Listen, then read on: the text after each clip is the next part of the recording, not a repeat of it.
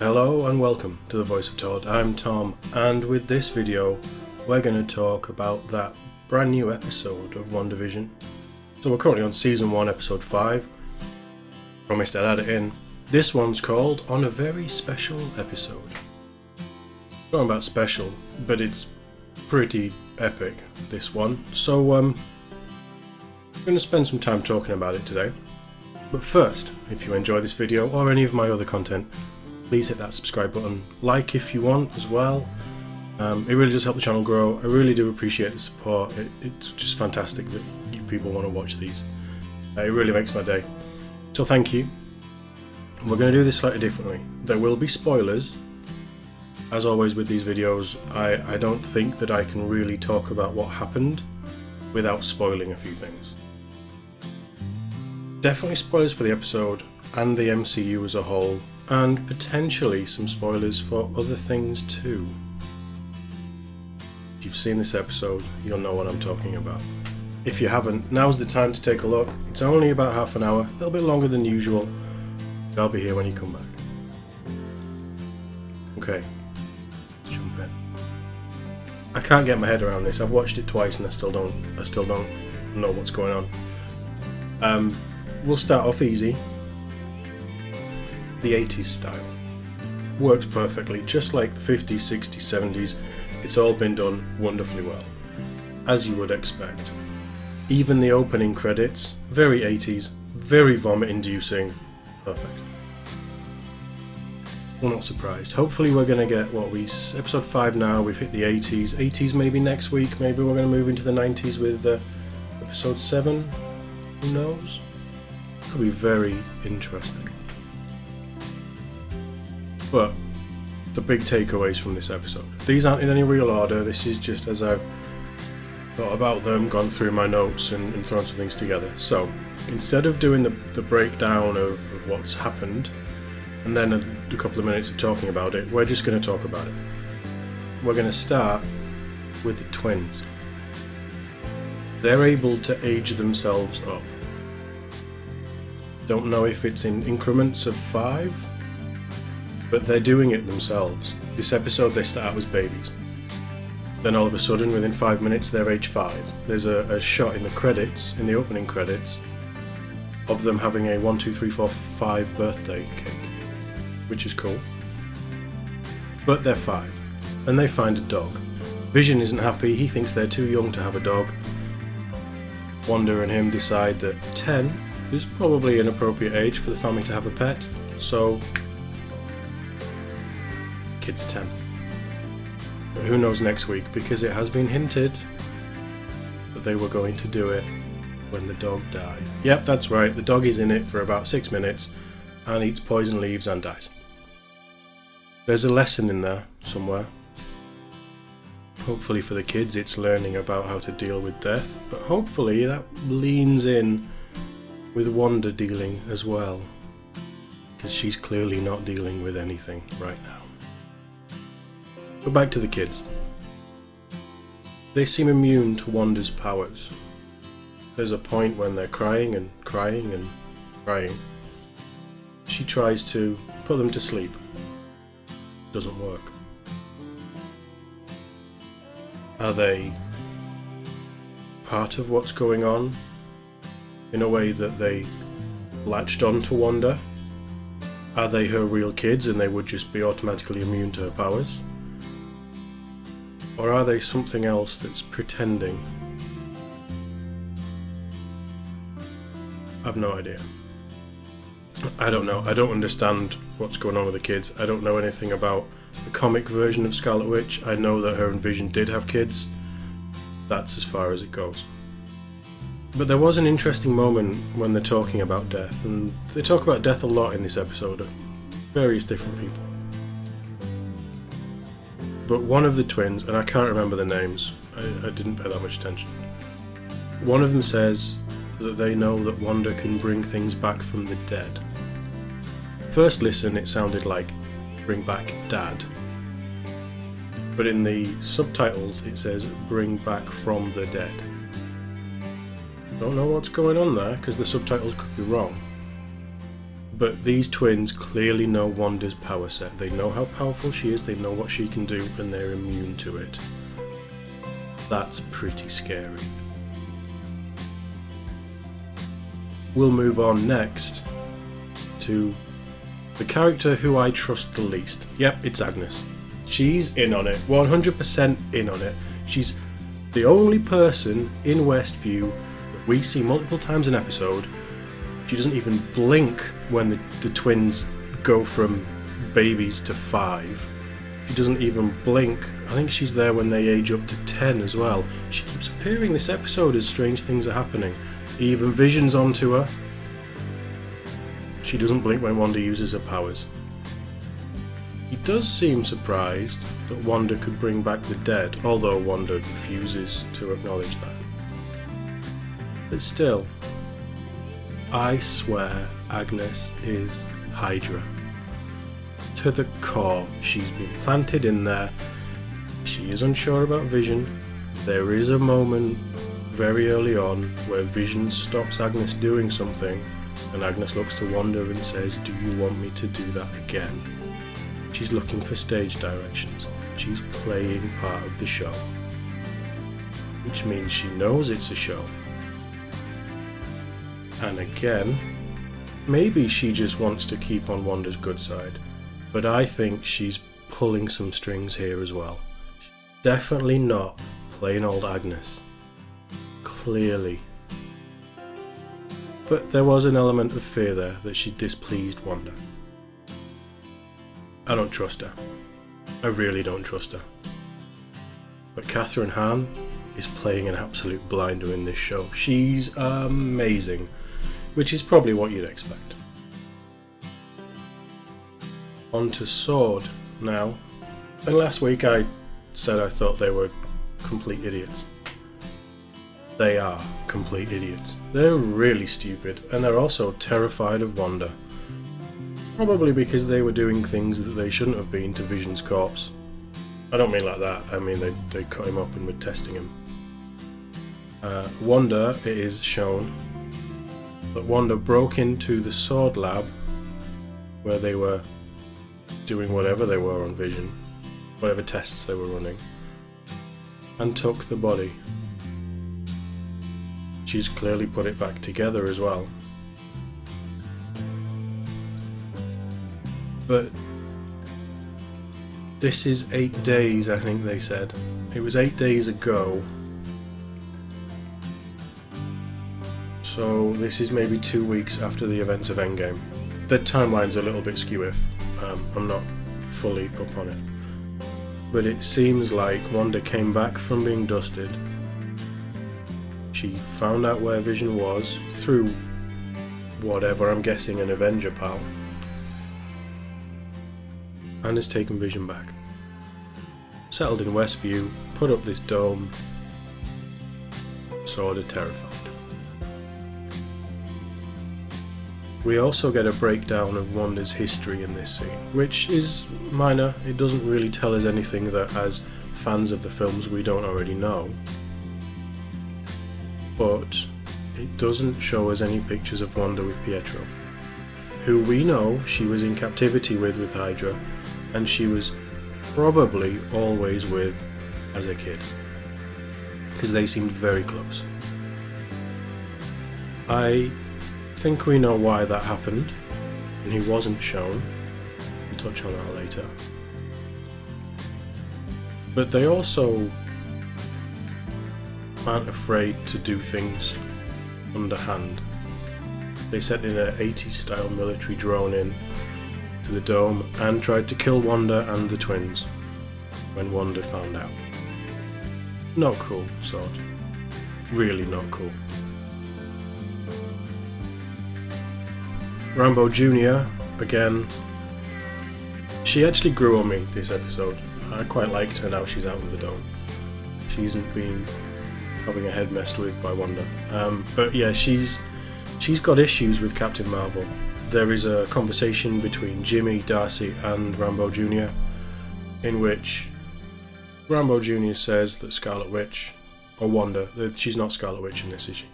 Wanda could have killed Thanos honest by herself, which I think we knew was true anyway. But Marvel really want you to think Captain Marvel is the dog's bollocks. With Jimmy Woo chipping in, well, Captain Marvel did a really good job, blah blah blah, love Captain Marvel. Captain Marvel's crap. She was terrible, she was the worst thing in her own film. I enjoyed the film, there's moments in the film that I really like, but she was terrible. She had a cool moment in an Endgame, and then Thanos had a cooler one. But it seems like Rambo Jr. doesn't like the fact that Captain Marvel, I'm guessing, I don't know this for sure, but I think Rambo Jr. has issues that her mother died and Captain Marvel didn't save her. Whatever.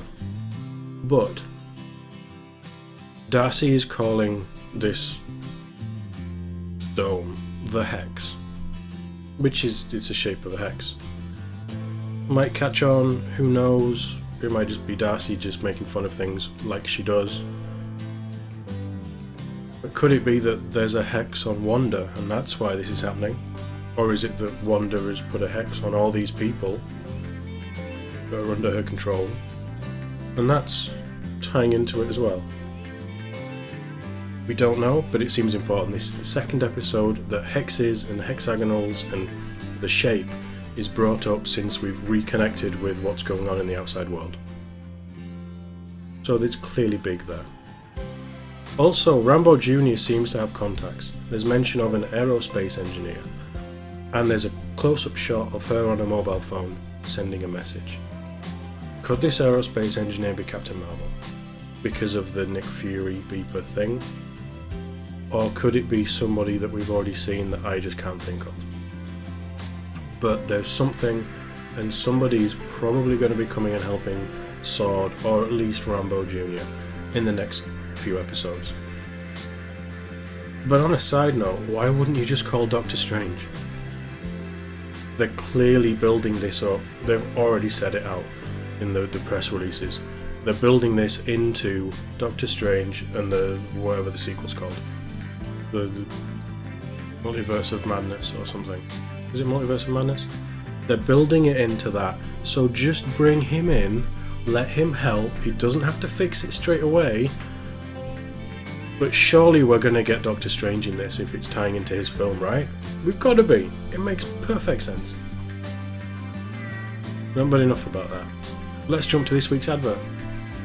It's for Lagos paper towels.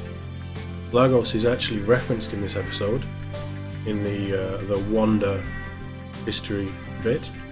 Lagos is the African city that Wanda blows a chunk out of, and it's out of a building, it's not a city, during the opening mission of Civil War.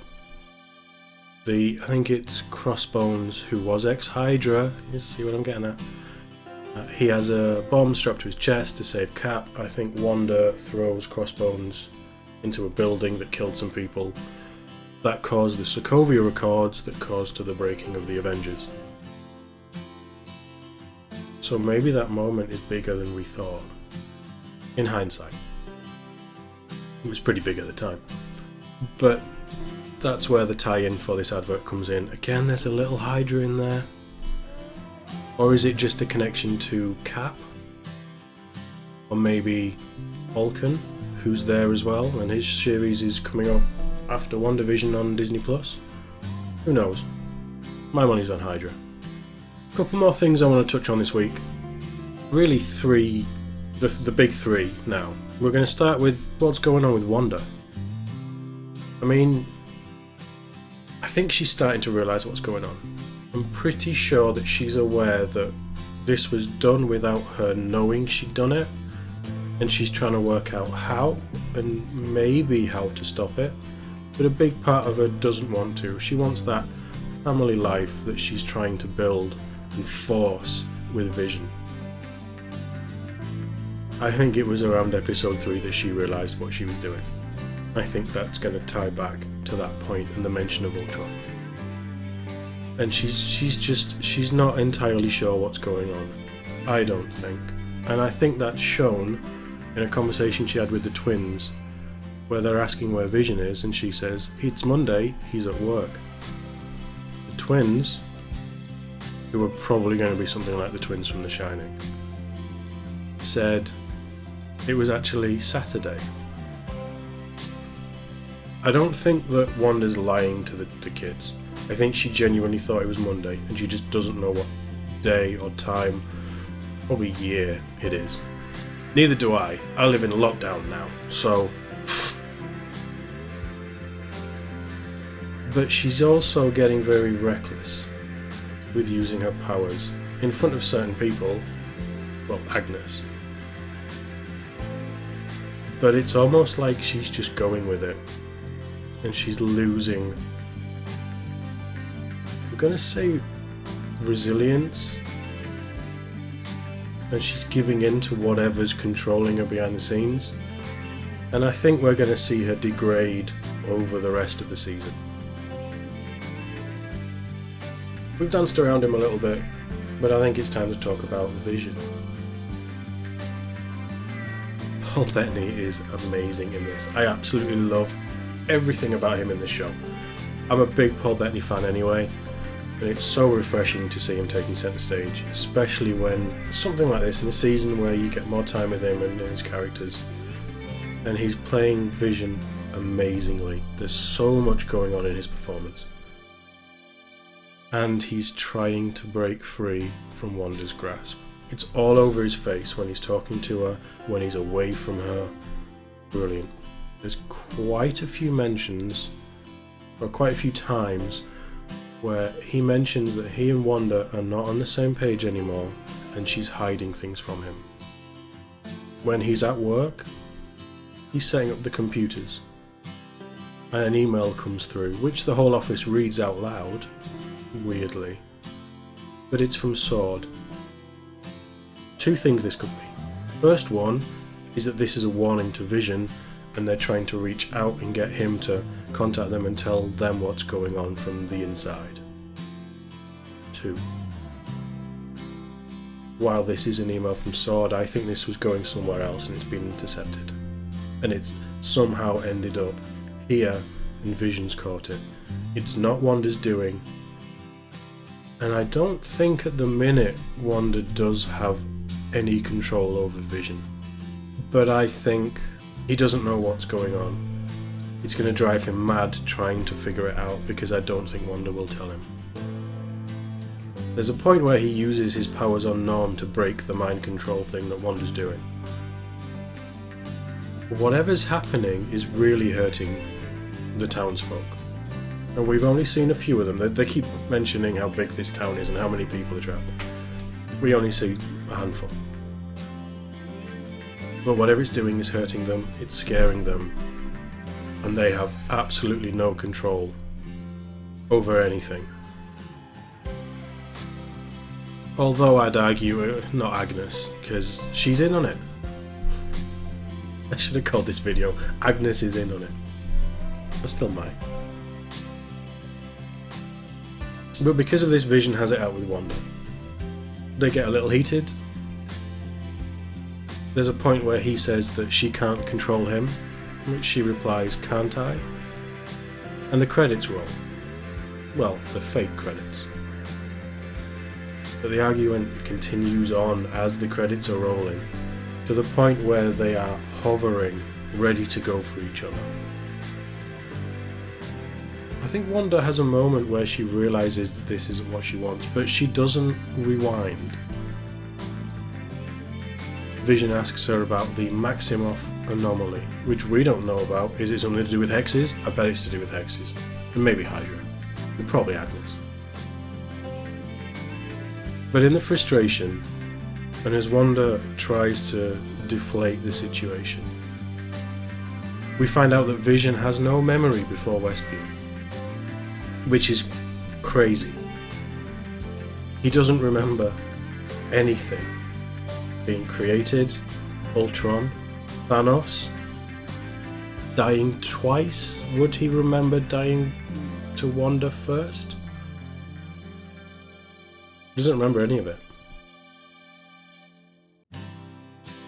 There was a discussion in Infinity War when they're thinking of how they can remove the Mind Stone from him, of what it would do to him. Would he lose his memory? clearly, whatever else is going on, it ties into some of that conversation. Or they're using some of that conversation as a way of explaining what's happening with Vision. But we have no clue. I mean, Vision is a loose cannon now, right? Morally, he's good. He has a wife and 2 kids. But he's living in a world that he's trapped in. He has powers that he probably can't explain. He gets gummed up by chewing gum. I don't think that'll happen again. But yeah, just so much going on with Vision. I really don't think he will make it out of this season alive. I think that's going to be the breaking point. I don't think he will be in the last episode. But I really don't want Vision to go. I like him. I think he's an amazing character. He was never one of my favourite characters, but he's really grown on me in this. Both of them have. And that's maybe the power of having a TV show to just flesh out so much stuff like this. And that's where Marvel is going to gain so much ground over the next phase. What, 2 phases they've got prepped? But I think that was it. That's pretty much the episode. Some really interesting stuff. Lots to talk about, lots to theorise on. Oh wait, there was one other thing. Pietro's alive.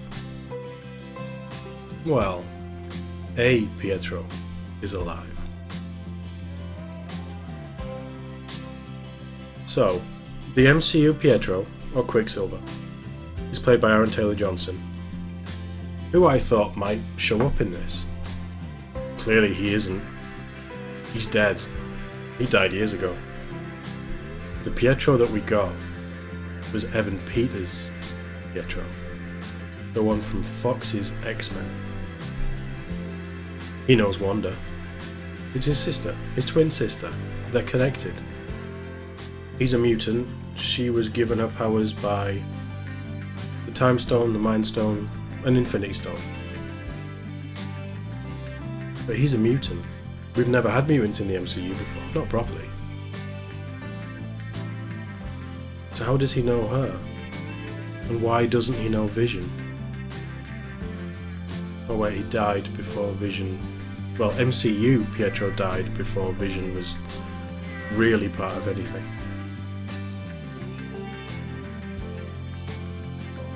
Kevin Feige, in a TV show, has taken all the Fox stuff and all the Marvel stuff and put it together.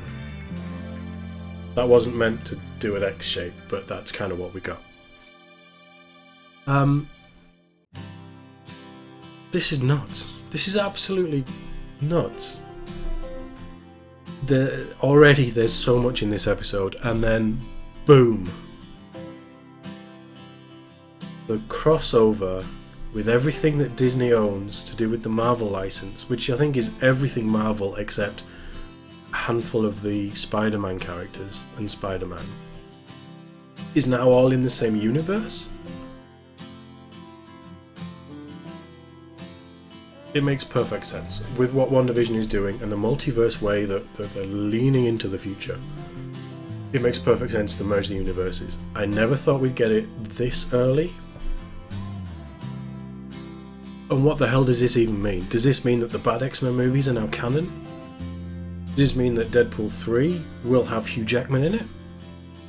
That's what I want from Deadpool 3, to be honest. Hugh Jackman. Get him in as Wolverine. Because he is Wolverine. Or maybe I will finally get one of my favourite characters back in a film universe. James Marsden's Cyclops. I want him back. I want him back now. He was amazing. I've loved Cyclops since I was a kid. I watched the X-Men cartoon and Cyclops was just my favourite character. I loved James Marsden's Cyclops in the films. I didn't really care for the other crap that they threw in with the remake X-Men films. That really wasn't Cyclops to me. But all I'm basing my Cyclops on is really James Marsden. And I want him back. You can bring Hugh Jackman back. You can bring him back. Frankie Jameson, she can come back. Halle Berry, definitely. And Christ, even get Vinnie Jones back as Juggernaut. I don't care. I have no idea what we're going to get. I have no idea where this is going to go, because now everything is on the table. We have an overly powered character. We have not only an overly powered character, but we have someone who can bring the dead back to life. And now we have Marvel's X-Men using Fox's characters to bring in weird... What does this mean? What does this mean for Falcon and the Winter Soldier? Are we going to get some new big bads? I don't know who they could bring in mutant-wise into that, but there's probably someone. But what about Loki? Loki's all about time jumping and cosmic interstellar-y stuff. Are we going to get Galactus? Silver Surfer? Maybe the Fantastic Four? I mean, there's a film coming, we don't know anything about it, but you've got a way of bringing them in now. Anything can happen. And it's clear that Kevin Feige has quite a few tricks up his sleeve to throw at fans. This is insane. WandaVision has gone from a show I didn't care about to a show that I absolutely love, to pulling me single-handedly back into the MCU when I was done and the door was swinging behind me. This show is ridiculous. It's cool. It works in every way you want it to. It's got everything you could possibly want. And it now has every character you could possibly want. Because I don't think they're stopping at the Fox X-Men Quicksilver. But that's enough from me. I want to know what you thought about this craziness. What do you think is going to happen in the next few episodes? What do you think this means for the future of the MCU? But yeah, just tell me what I've missed from the episodes. Tell me what it's pointing to. Tell me who you think is going to show up in the future. Anything can happen. And that's what makes this show amazing. Because now I can theorize all I want, and I don't know what's going to happen. And I will be totally wrong on probably everything. But isn't it fun just to theorize and come up with crazy ideas? Anyway, I think that's enough from me. Thank you all for watching. See you in the next one.